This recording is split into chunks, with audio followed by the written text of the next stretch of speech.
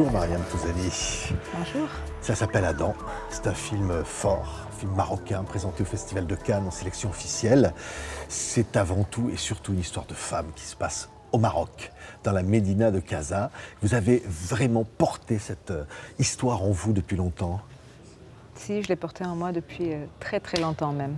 Je l'ai porté en moi depuis une quinzaine d'années. Depuis le jour où une jeune mère célibataire est venue frapper à notre porte quand j'étais chez mes parents après l'université et que ma mère l'a accueillie et qu'elle est restée chez nous. Et voilà, j'ai vécu son histoire avec elle jusqu'au moment où elle a donné son enfant en adoption et ça m'avait bouleversée à l'époque. Et j'imaginais pas que j'allais la porter en moi pendant tellement d'années jusqu'au moment où je suis moi-même devenue mère. Ouais. Vous avez eu envie de lui donner vie à l'écran. Hein? Au fond, c'est ça. J'ai eu besoin de lui donner vie. J'ai eu besoin de lui donner vie parce que j'ai senti dans ma propre chair ce que ça voulait dire pour une mère que de devoir abandonner son enfant alors qu'elle l'aimait, alors qu'elle voulait pouvoir le garder. Et ça, je l'ai ressenti. Et donc, j'ai senti la violence qu'elle avait dû vivre, ce qu'elle avait subi. Et c'est là où, justement, ce besoin, cette urgence de raconter cette histoire est née. Ouais. Ça s'appelle donc Adam de Mariam Touzani. غنخليك دوزي عندي يومين ولا 3 أيام على ما ترجع لداركم ولا تقلبي على هذاك اللي حملك. شي داكشي اللي كيسحاب. ما بغيت نعرف والو، لا عليك لا على حياتك. سلام عبلة، واش مسمنات عفاك؟ مازال ما واجينا سعاد، رجع من دابا شوي. واخا اختي. Abla, une mère de famille qui tient un magasin de pâtisserie, voit un jour arriver une jeune femme qui frappe à sa porte. C'est le début de toute l'histoire.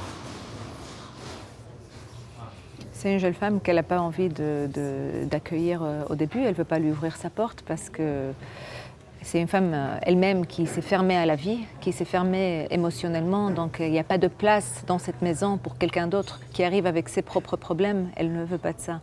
Mais elle finit par céder parce qu'elle a des sentiments et qu'elle ne peut pas la laisser dormir à l'extérieur. Oui. Samia, qui est Samia? Qui est ce personnage qui vient la voir?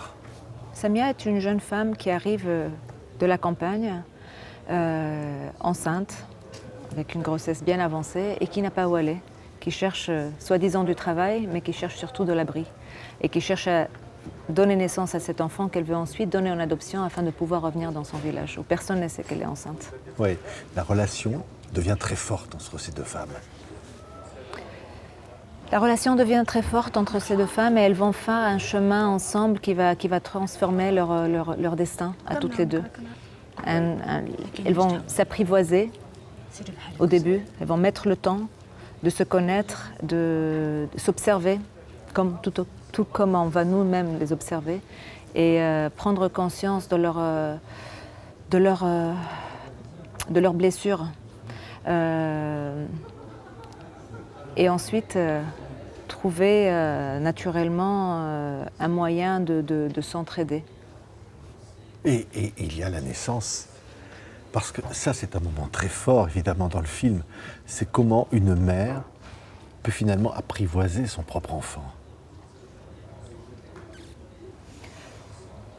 Pour moi, c'était très important de parler de ça, de parler de cette maternité que cette femme a envie d'étouffer parce qu'elle sent qu'elle ne peut pas garder cet enfant. Donc c'est une femme qui a envie de se couper émotionnellement de l'enfant qu'elle porte déjà dans son ventre au début, mais même après, quand il se matérialise, quand il est là, qui pense que ça va être simple de le faire. Et puis cette nature qui va prendre le dessus, cet instinct maternel qui est plus fort que tout.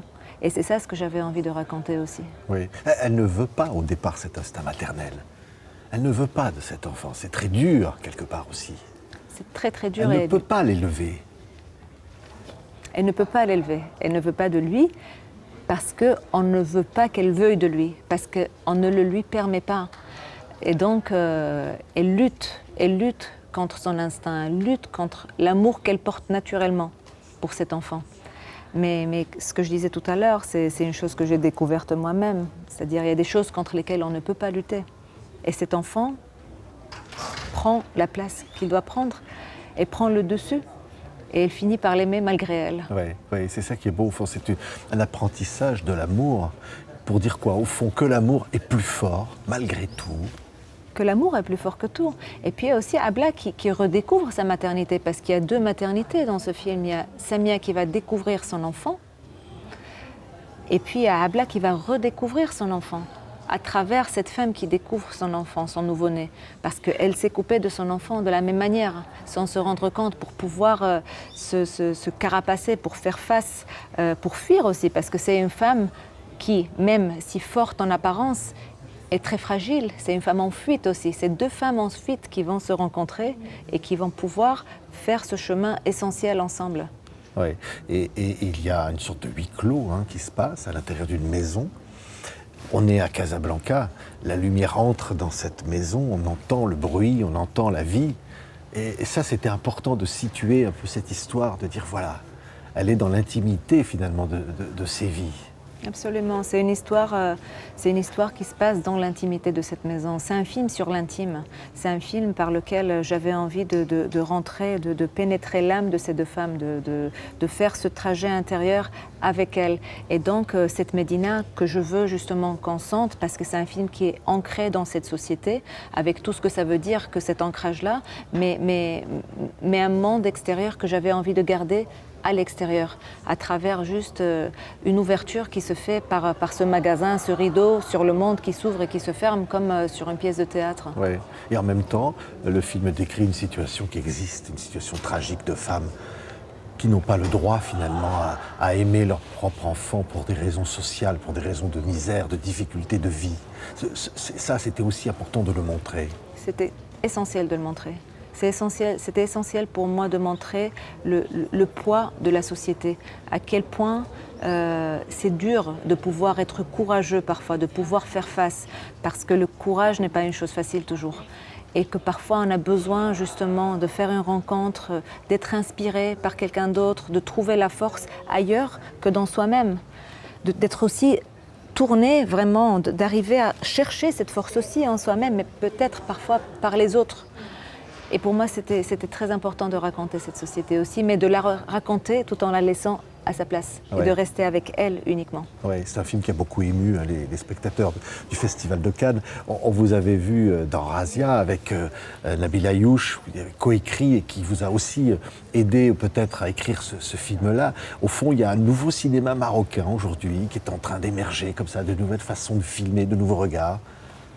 Il y a un nouveau cinéma, oui, il y a un désir en tout cas, il y a un vrai désir de raconter des choses, de raconter nos histoires à nous, et beaucoup de cinéastes aussi qui sentent qu'ils ont leur mot à dire et qui peuvent dire ce qu'ils ont véritablement envie de dire, et ça c'est très beau.